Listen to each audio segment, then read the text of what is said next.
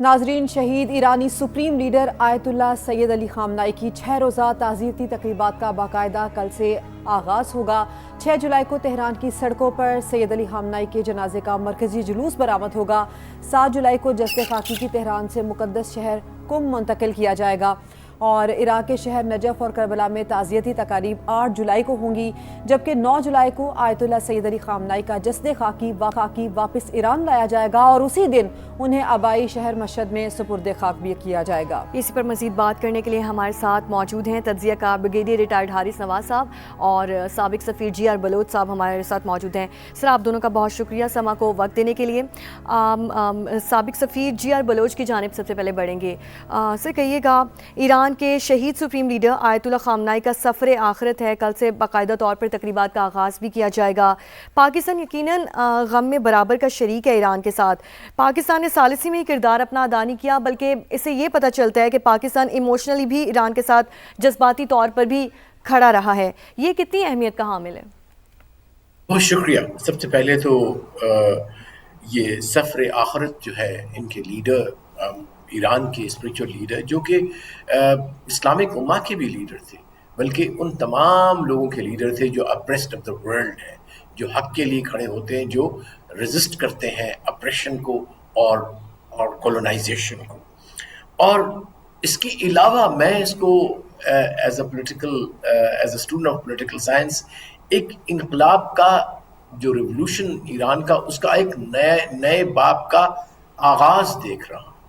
अब ये मैं देख रहा हूँ कि जो अब तक ईरान ने जो रेजिस्टेंस का मुजाहरा किया या रिवोल्यूशन रेजिस्ट कर रहा था एक पॉलिटिकल हेजेमनी को, एक ज़ानिस्ट हेजेमनी को, एक कॉलोनियल हेजेमनी को, उससे वो टेस्ट से निकल के अब इस वॉर के बाद जो उन पे इम्पोज की गई 40 डेज़ की, अब जो है ईरान और ईरान के लोग और ईरान का इनकलाब रिजिलियंस के स्टेज में आ गया है और एक लिहाज से तारीख़ के हवाले से उसने अपने आप को साबित कर दिया है दुनिया के सामने कि बहुत मजबूत कौम है, मुकम्मल तौर पे कंसोलिडेटेड है ये रिवोल्यूशन।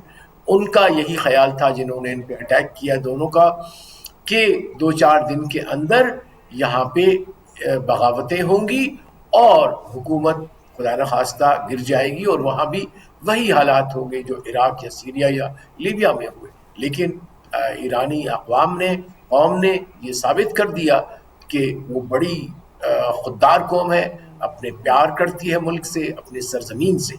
लेकिन उसके साथ साथ एक बात बताता चलूँ कि पाकिस्तान ने अपने पड़ोसी होने का हक अदा किया। पाकिस्तान ने एक बहुत ही रिस्पॉन्सिबल स्टेट होने का जो है वो हक अदा किया और अमन का परचम लेके खड़ा हो गया और बता दिया कि ये जंग गलत है, ये गैर कानूनी है, गैर अखलाकी है, गैर इंसानी है, इसको बंद होना चाहिए। जी.आर. बलोच साहब, साथ ही रहिए। ब्रिगेडियर रिटायर्ड हारिस नवाज साहब भी हमारे साथ मौजूद हैं। हारिस नवाज साहब, थ्रू आउट अगर देखा जाए तो क्या ये कहना गलत नहीं होगा कि इस जंगी हालात ने, जंगी सिचुएशन ने दो ऐसे इस्लामी बरादर ममालिक जिनमें शायद दूरियां आ चुकी थी, उनको बिल्कुल साथ ला खड़ा किया है हर लिहाज से? और क्या ये भी कहा जा सकता है कि अब दुनिया में ईरान भी अपने एक नए तशख़्ख़ुस के साथ सामने आया या अपना तशख़्ख़ुस मनवा चुका है? लेकिन जब 2025 में जून में अमेरिका ने और इजराइल ने ईरान पे अटैक किया था, पाकिस्तान ने डिप्लोमेटिकली, मॉरली, हर लिहाज से खुल्ला ईरान की सपोर्ट और उसमें कोई कसर थी। इवन यूनाइटेड नेशन में जब बात हुई तो वहाँ भी हमारे जो थे रिप्रेजेंटेटिव, उन्होंने भी खुल के बात की एंड वी मेंट इट हर जगह। इसके बाद आपके सामने जब वहाँ पर उनकी असम्बली में तशक्कुर पाकिस्तान की बातें हुई, उन्होंने बड़ा शुक्रिया अदा किया, ईरानी कौम ने किया। फिर अभी इस दफ़ा जब लड़ाई हुई है तो पाकिस्तान दोबारा फिर यही अवाम के साथ खड़े हुए, उनकी यकजहती के लिए, उनसे इज़हार हमदर्दी करने के लिए और ख़ास तौर पर तशवीश का इज़हार किया, डिप्लोमेटिक, पॉलिटिकल और उसके बाद ये इखलाकी सपोर्ट, डिप्लोमेटिक सब उनको सपोर्ट दी और खुला बात की। इवन जब उनके रहबर आला अली खामनाई शहीद हुए तो पाकिस्तान ने बड़ी सख्त इसको कंडेम भी किया विदाउट एनी रिजर्वेशन। क्या होता है ये ईरानी अवाम ने इसको बड़ा एक्नॉलेज किया। जो आप बुरे वक्त पे जब साथ खड़े होते हैं that is always acknowledged and remembered. اور پاکستان نے یہی حق ادا کیا ہے ہمسایہ ہونے کے ناطے، ایک اسلامک ممالک ہونے کے ناطے، کلچرل ریلیشن میں ہماری بحرینہ فائد ساتھ تھے اور پاکستان نے وہ ساتھ دیا. اور انڈیا کو انہوں نے دیکھ لیا، انڈیا نے کیسے ان کی پیٹ سے چھرا گھومپا لاسٹ کیا جب ان کے یہ ساری چیز نقصان کرنے کے بعد. پھر پاکستان نے ثالثی کا جو کردار ادا کیا اس میں پاکستان کے فیلڈ مارشل نے وہ کر کے دکھایا جو دنیا میں کوئی ملک نہیں کر سکا. اس پہ وہ بہت زیادہ انڈیپٹڈ تھے اور انہوں نے خاص طور پہ آپ نے دیکھا کہ جب ان کے عوام جلوس نکالتے تھے، سڑکوں پر آتے تھے، پاکستان کے اور ایران کے جھنڈا لے کے نکلتے تھے، یہ چیزیں ان کو بڑی ہی جو ان کو فیل محسوس ہوئی ہیں. اینڈ دیٹ شوز کہ پاکستان اور ایران واقعی ایک دوسرے کے بہت قریب ہیں. اظہار یکجہتی کا ہم نے مظاہرہ کیا اور آج آپ کے سامنے جب ہمارے پرائم منسٹر، ہمارے فیلڈ مارشل گئے ان سے اظہار ہمدردی کرنے کے لیے، نظام میں برابر کے شریک ہونے کے لیے، اظہار یکجہتی کے لیے، اور وہاں جس طریقے انہوں نے ریسیپشن دی ہے وہ آپ دیکھ لیں تو ہر جگہ نظر آ رہا تھا کہ بہت احترام ہے، میوچل رسپیکٹ ہے ایک دوسرے کے لیے. آئی تھنک یہ چیزیں جو ہیں یہ پاکستان نے جو کی یہ اس سے آئندہ کے لیے بہت دور ستائے دیں گے. آپ کے سامنے جب معاہدہ ہوا تو سب سے پہلے ایرانی پریزیڈنٹ جو ہے پزشکیان وہ پاکستان آئے، ایک دن کا دورہ کیا. انہوں نے آ کے کہا کہ بتائیے ہم how we can have more trade, ہم آپ سے کیسے آپ کو ہیلپ کر سکتے ہیں. اور آئی تھنک وہ بڑی کلیئر بات ہوئی ہے کہ ایک تو $10 بلین کا ہم ٹریڈ کرنا چاہتے ہیں ان سے. پھر گیس لائف پلان بھی ایشو ہے، ہم گیس ان سے لیں گے، آئل لیں گے، ہو سکتا ہے ہمیں سستی قیمت میں ملے، پھر لوکل کرنسی میں کریں، بہت پھر ہمارے فارن ایکسچینج بچے گا. یہ چیزوں کو دیکھتے ہوئے میرے خیال میں بالکل ڈائنامک چینج ہو رہی ہے. اور پاکستان کے لیے یہ بھی بہت بہتر ہے کہ اگر یہاں پہ خدا نہ خواستہ آپ دیکھیں اگر اسرائیل کے لوگ یہاں کے بیٹھ جاتے، رجیم چینج ہوتی ہے اور وہ اپنی مرضی کے رجیم بنا لیتے اور یہاں ہمارے بالکل پوزیشن کے اوپر آ کے بیٹھتے، ادھر انڈیا، ادھر اسرائیل کی من پسند حکومت، ادھر افغان طالبان رجیم، کتنا سیریس تھریٹ ہوتا ہے پاکستان میں. یہ بڑا فرق پڑا ہے. اور آئی تھنک پاکستان کی سفارتکاری بھی بہت ہی اچھی رہی ہے، ہمارے فیلڈ مارشل نے بہت اچھا کام کیا اور اس کے میں اب حل ہمیں جو ہے نا وہ میوچل بینیفٹ ملنے شروع ہوں گے. آپ دیکھیں گے جو ہی یہ ابھی بھی انہوں نے الاؤ کر دیا کہ آئل اور گیس پاک جس کو مرضی آپ بیچ سکتے ہیں، ان کے پیسے سینکشن اٹھ رہی ہیں. اور ایم شور حکومت پاکستان اور ایران کی بیٹھ کے ان مسائل پہ بھی بات کر رہے ہوں گے. ان قریب آپ دیکھیں گے کہ ہماری ان سے تجارت سے بڑھ گئی. حارث نواز صاحب بالکل ٹھیک آپ کہہ رہے ہیں. جی آر صاحب ایک اور پوائنٹ بھی ہے جس کو ڈسکس کرنا ضروری ہے. اب جس طرح سے یہ آخری رسومات جاری ہیں اور ایک اندازے کے مطابق یہ بتایا جا رہا ہے کہ تقریباً 2 کروڑ افراد جو ہیں وہ نماز جنازہ میں شرکت کریں گے، تدفین کے مراحل میں شامل ہوں گے. دوسری جانب کچھ خدشات بھی ہیں، جس طرح سے ایران یہ تنبیہ بھی کر چکا ہے کہ ان کی مقدس جو شخصیات ہیں ان کی اگر بے حرمتی کرنے کی کوشش کی گئی تو پھر نتائج بہت سنگین ہوں گے. آپ کو لگتا ہے کہ جو اسپائلر، اگر ہم امریکہ کی بات نہ بھی کریں تو اسرائیل کوئی ایسی بے وقوفانہ حرکت کر سکتا ہے؟ ایسے خطرات موجود ہیں آپ کو لگتا ہے؟ دیکھیے جو اس وقت اسرائیل کے حکمران ہے، ایکسٹریمسٹ ہے، وہ تو جنونی ہے، کوئی شک نہیں اس کے اندر. جنونی وہ نہیں، ان میں حیوانیت کی حد تک چلا گیا ہے.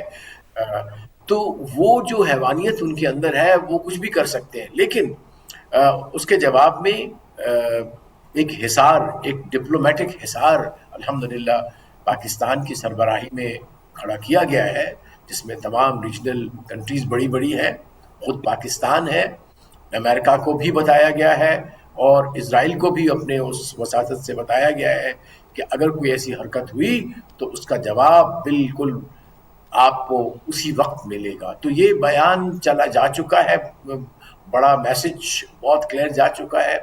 میں نہیں سمجھتا کہ اب اسرائیل کوئی ہمت کرے گا اس قسم کی حرکت کرنے کی. لیکن ایک بات جو میں ایڈ کرنا چاہ رہا ہوں کہ یہ جو اس وقت وہاں آپ نے بھی بتایا کہ کروڑوں لوگ ہیں، یہ بذات خود ایک اظہار ہے اس چیز کا کہ یہ ڈرنے والی قوم نہیں ہے. Despite all of that they will be all in the open. ایک شہر میں نہیں، وہ 3 یا 4 شہر، 3 شہروں میں یہ اجتماعات ہوں گے. اس کے علاوہ بھی بہت ساری رسومات ہوں گی. لہٰذا میں سمجھتا ہوں کہ اب ایک لحاظ سے ایران نے اپنا وہ اسٹریٹجک ڈیٹرنس اسٹیبلش کر دیا ہے اس 40 دن کی جنگ کے بعد. And that is what is the out کم، کہ اس نے اپنا اسٹریٹجک وہ کیا ہے، پلس ایک اپنا ہسٹوریکل اور جیوگرافیکل لیجٹیمیٹ क्लेम भी कर रहा है, जो कि definitely has to be negotiated on the state of Hormuz, जो कि एक ऑफ कोर्स उनकी ज्योग्राफी उनके साथ है, वो चाहते हैं कि वहाँ पे इंटरनेशनल ट्रेड हो, लेकिन ईरान की जो कुदरत ने, फितरत ने उसको वहाँ दिया है एक प्रोमिनेंट मकाम, और उसको वो मुनासिब तरीके से कवानीन के मुताबिक, इंटरनेशनल कानून के मुताबिक इस्तेमाल करेंगे उसका हक। और सबसे अहम जो नुक्ता आज उनके स्पीकर ने बताया कि हम किसी भी खारिजी ताकत को स्टेट ऑफ हॉर्मोज पे आके कब्जा करने की कभी कतई इजाजत नहीं देंगे। That is assertion of sovereignty. और अब इसके साथ ही मैं ये कहूंगा कि ये इतना बड़ा इज्तिमा भी एक असर्शन ऑफ सोवरेनिटी है, क्योंकि एक लिहाज से जब डिकैपिटेशन की जब किया उसने, इजराइल ने ये पॉलिसियाँ अपनाई और एक पूरी लीडरशिप की पूरी एक जनरेशन को अनफॉर्चुनेटली शहीद कर दिया, तो अब इस मार्के के बाद जो ईरान ने किया है कि दोनों को ही एक लिहाज से स्ट्रेटेजिकली शिकस्त दे दी है, दो बड़ी ताकतों को, एक ग्लोबल और एक रीजनल, तो मैं समझता हूं कि वो मुनासिब डिटरेंट हो गया है एस्टेब्लिश। और मैं अब नहीं समझता कि अब ये दोनों ताकतें दोबारा कोई फौरन ही कोई ऐसा कदम उठाने का फैसला करेंगे। It will be very very dangerous and very counter productive. ठीक है। हारिस नवाज साहब, जैसे कि जी.आर. बलोच साहब ने कहा कि सिक्योरिटी के बेतहाशा खदशात हैं, ईरानी supreme leader Ayatollah Khamenei security खदशात की वजह से अपने वालिद की नमाज जनाजा में भी शिरकत नहीं कर पा रहे हैं। देखिए, ये एक बड़ा अच्छा डिसीजन है, लेकिन एक ये दुश्मन है, हाईली इमोरल है, उससे कोई मॉरल नहीं है। अगर मॉरल होते, एक 85 इयर्स के स्पिरिचुअल लीडर को, रहबर आला को, जो आयतुल्ला अली खामनाई को वो शहीद ना करते, व्हाट हैव दे गेन? 80% आप वैसे भी लड़ाई में कभी पॉलिटिकल लीडरशिप को आप नहीं टारगेट करते, इसलिए नहीं करते कि लड़ाई खत्म होती है तो आपने मुज़ाकरात किससे करने होते हैं? You talk to the political leader, उनसे बैठ के नेगोशिएशन होती है। जब भी लड़ाई होती है, चाहे एक साइड जीतती है या दूसरी जीतती है, जब आप लीडरशिप खत्म कर देंगे तो किससे मुज़ाकरात होंगे? लेकिन ईरान की ये आप उनकी तारीफ करें कि उनकी जो system of functioning of government है वो कमाल है। आपने देखा 2025 में भी उनके बहुत ज़्यादा 50-60 उनके साइंटिस्ट, टॉप के कमांडर मारे गए। इंडियन रॉ और मुसाद ने मिलकर वहाँ प्लान किया और उनको मारा। इवन देन वो गवर्नमेंट चलती रही। अभी आपके सामने पहले दिन इनके 50 इंक्लूडिंग जो है ये आयतुल्ला अली खामनाई शहीद, वो शहीद हो गए, फिर भी गवर्नमेंट चल कुछ नहीं हुआ। दिस इज केसेस, ये it is not a person specific government नहीं है, इट इज इंस्टीट्यूशन उनका चलता है। और ये बहुत बड़ी क्रेडिट की बात है। आई थिंक साथ आप ये देखें कि अली जो उनकी शहादत के साथ वो बहुत ही उनकी दोस्त जताई थी कि जिसके मैं शहीद दूंगा, लेकिन उससे पूरी कौम जगजा हो गई।